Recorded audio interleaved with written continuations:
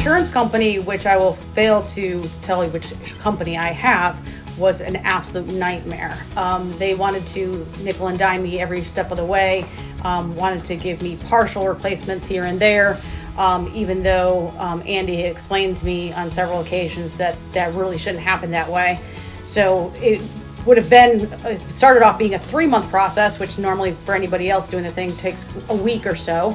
But Andy and his company were very diligent about staying on top of things. They even went as far as taking a sample of the shingles that I have on the roof and sending it off to their own individual lab to get tested, when my insurance company had given me an answer that the shingles were still in compliance and in production, and they held fast to them only wanting to do the partial replacement.